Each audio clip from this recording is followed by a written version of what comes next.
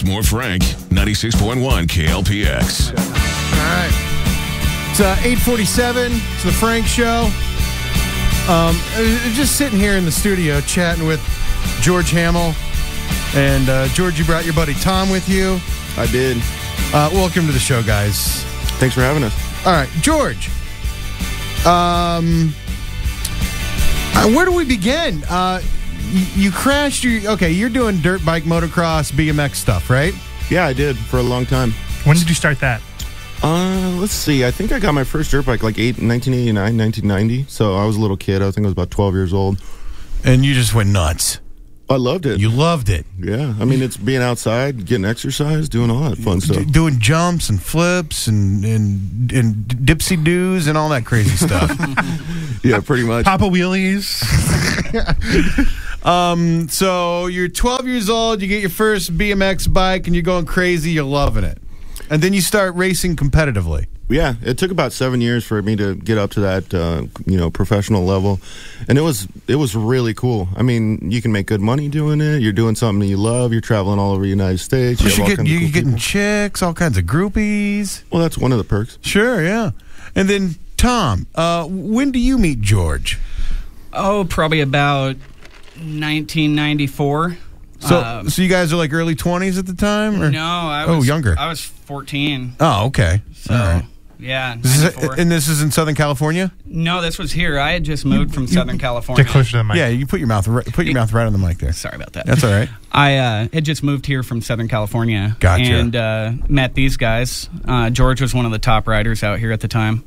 And just hooked up with them. We've been friends ever since. All right. And actually, just to correct you, it's motocross. So not BMX. Yeah, not BMX. Oh, so BMX is just the bikes. So these are two wheels with motors on them and stuff. Yes, sir. Yep. Well, that makes more sense. Yeah, where do you guys meet, like here in town with the motocross? It's kind of a tight-knit community, so I mean, there's like only a few tracks that you can ride at and like race at and stuff like that, so everybody kind of sees each other. Okay. I mean, just like if you were to go to a rock show, everybody hangs out at the shows, same thing. All right, so George, you're paralyzed. You were paralyzed in what year? 98, you said? Yeah, 1998. It was my first actual professional national, and nationals means outdoors. There's two different types of dirt bike racing, supercross and motocross. Okay. Supercross is inside the stadiums, like what you would see promoted in like Bank One ballpark and stuff like that. Sure, yeah. And then nationals are outside, at bigger tracks, longer tracks. And it was in Southern California, and I was in practice.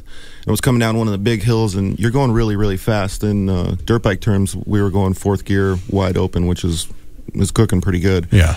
And I hit a jump going too fast, and I was basically spring-loaded off the back of the motorcycle when I hit. Yeah.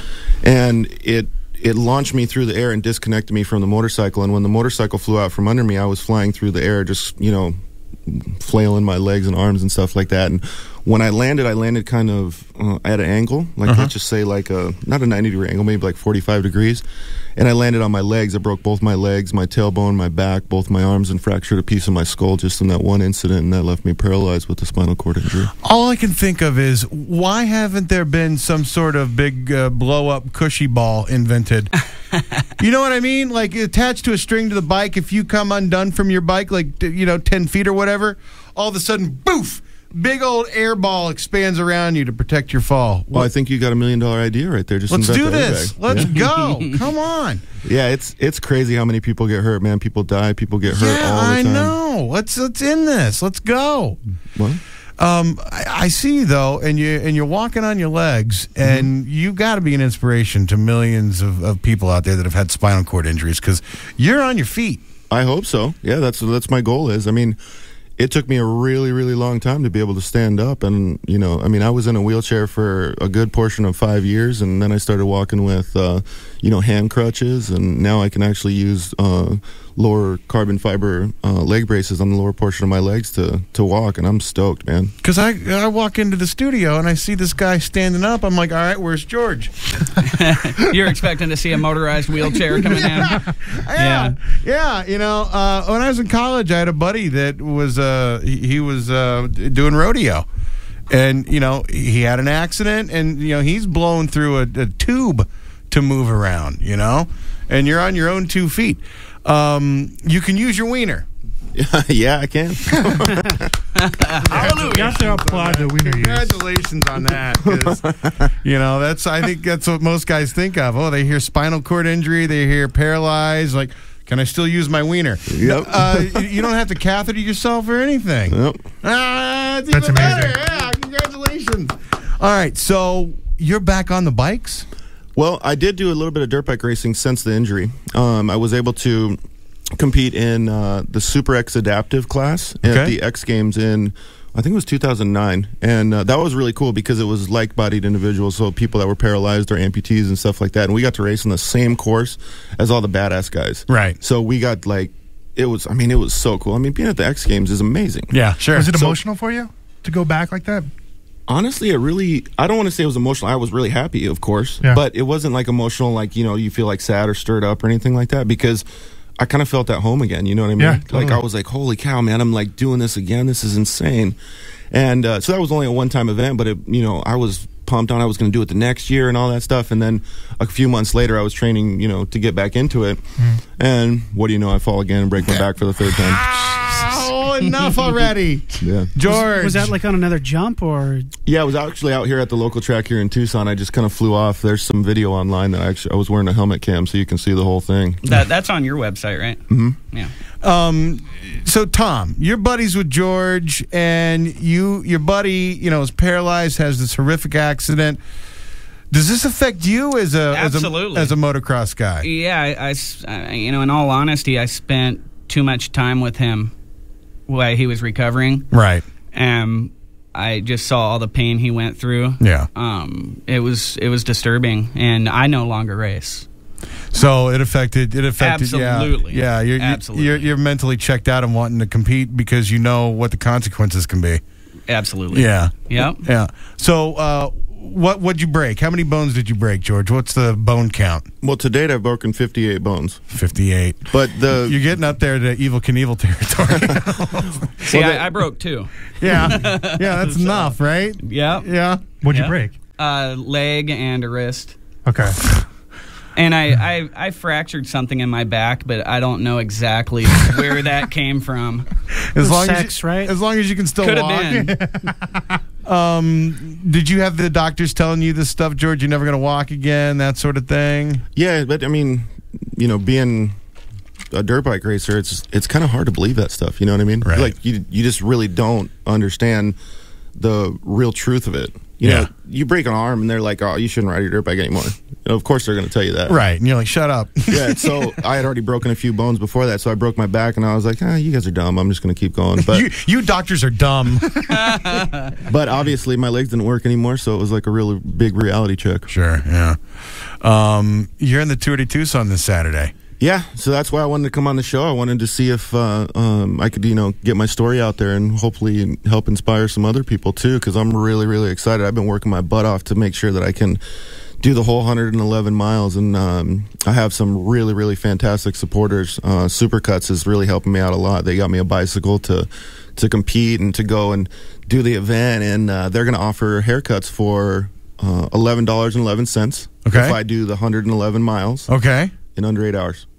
They have shorter versions of the Tour de Tucson. They have like the 5K and the 15K. You don't have to be the hero and do the whole 111. Well, he wants to get people cheaper haircuts. Come on. That's all about the haircut.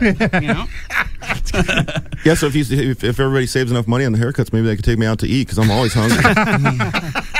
Oh, you were talking like you've been training for 6 months now. Yep. And you have to change your diet for this, right? Big time. So from what to what now are you eating? Well, before I ate like crap. I mean, I'd go get burritos. I'd do whatever I wanted. Hey. That's not crap. That's delicious stuff. Yeah, that's a beautiful thing.